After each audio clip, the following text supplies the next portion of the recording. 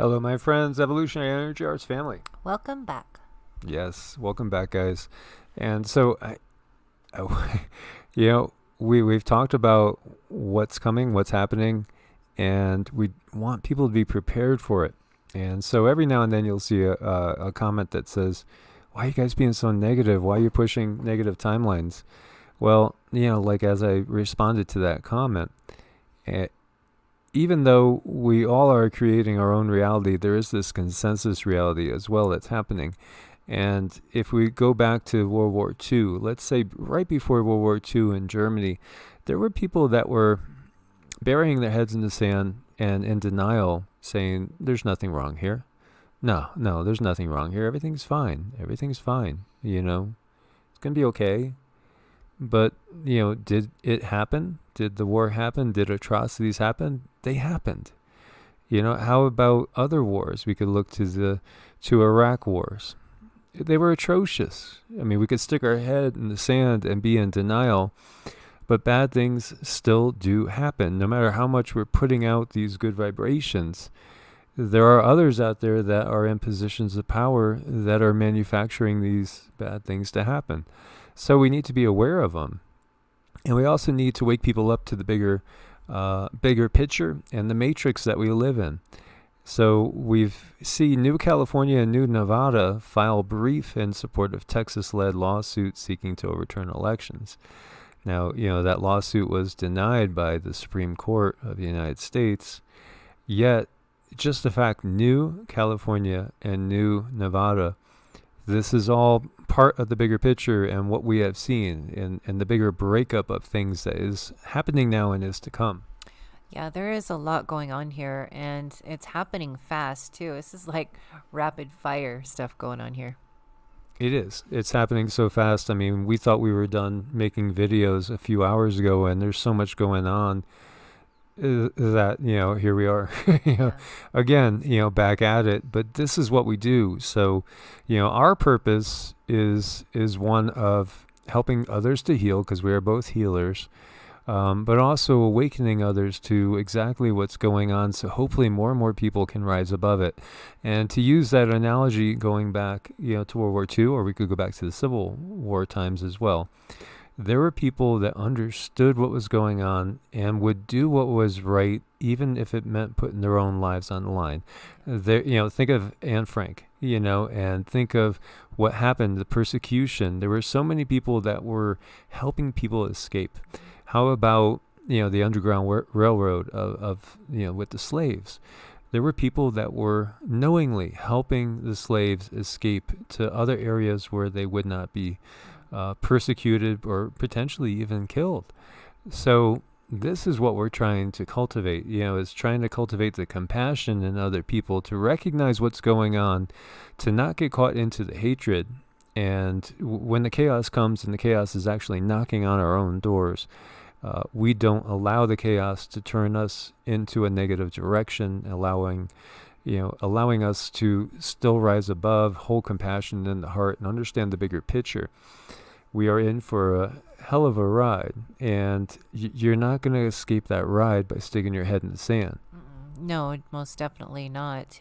Right now, it's really important to come together and not drive more wedges in between, by labeling things. And, it's just not the time to do it right now. The time to do it is really to think with your heart and look at other people who are suffering and hold compassion for them.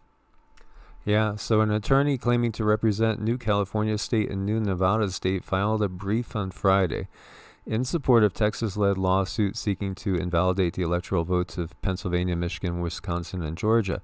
Republican Texas Attorney General Ken Paxton filed the suit, which has now been joined by 17 other states, as we were saying, the president himself, and 126 Republicans, and which was turned down by SCOTUS. Yet it's interesting that we see this New California and New Nevada, and what we've been talking about is that the country is definitely divided, but it's not even divided directly by state lines. And some of this might be disputable. That word comes up every time I'm on Twitter. Yeah. Disputable. But what we see is, red in a lot of areas and blue centered around the major population centers. The big cities usually tend to be Democratic, and the countryside usually tends to be Republican. And somebody made a very obvious statement, just saying how, out in the country, which doesn't have a lot of people, it looks really, really, really, really red.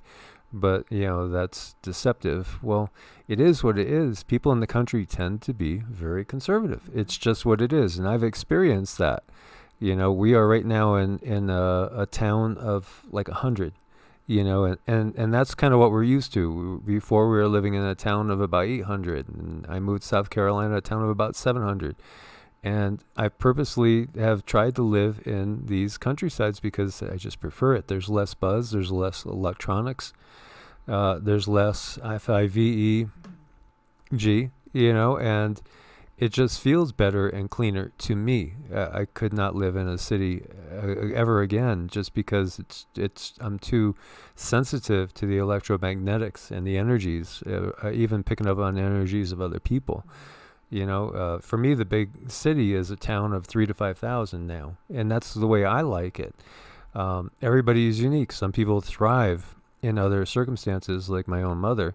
If she could live in Manhattan, that's where she would live, and before she passed on earlier this year. But that we were the opposite, in that completely the opposite.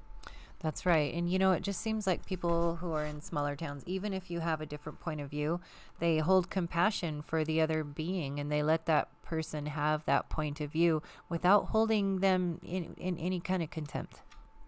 And Cindy's lived in mostly smaller towns, but that's not to mean there aren't good souls in cities either, because there are. Again, to quote Star Wars, only the Sith operates in just these complete black and white conditions, absolutes. There are no absolutes. There's all different shades of gray. And we have to understand that. And from our perspective, something might be clear-cut good, but then from somebody else's perspective, they might view it in a very negative tendency, a negative way. When we were talking about what's going to happen with the U.S., I think it's inevitable. It's breaking up. It's obviously going to break up. But will it break up according to state lines? Perhaps it starts that way, with certain states seceding, but then there'll be other portions of the states that resist. Even Texas, when you look at the southern part of it, it's pretty blue. And some Texas residents were pointing that out, saying it's getting more blue down there all the time. And there's reasons for that. Again, immigration has a big effect on these things. And I do remember, back in like the 1850s going into the 1860s, there were immigrants coming over from Ireland and other places into the U.S. And as soon as they're getting off the boats, sign up and become a Democrat, or, just to give you one for instance, so you can vote immediately, and that's just the type of stuff that was happening way back then. And, things like that still go on to this day. So when we look at Nevada, because we're talking about New California, New Nevada, most of the people live either around Vegas or up in Reno, Carson City. I mean, that's where most of the population is. They're blue. The rest of Nevada is completely red. And, here, California, you see in some of the less populated areas, it's very red, and the rest is blue. Although California is one of the bluest states overall, so is New York. But really, New York State is pretty red. It's New York City, which has 8 million people. So obviously, New York State compared to New York City's population, very, very different. And, growing up in New England, there's a lot of blue. And we were, like I said, a blue family growing up until I moved down into the South. And then I definitely became very purple. Mm-hmm. Right. I guess I would lean on the side of red, you could say, but I see good on both sides, and I just want to be on the good part. The good is people that have love and compassion in their heart and don't deal in absolutes. So New California declares independence from California in a bid to become 51st state. I did a video on this back in 2018. This is from January 16th, 2018. as you can see, New California land-wise would be much bigger than California. And again, the population, though, of California would be much bigger than New California, as New California is mostly countryside and desert. So the breakup is inevitable, as we have said. It's coming. We're really watching this manifest. And I did a video on evolutionary talking about the most conservative states for those that feel more comfortable in a conservative state.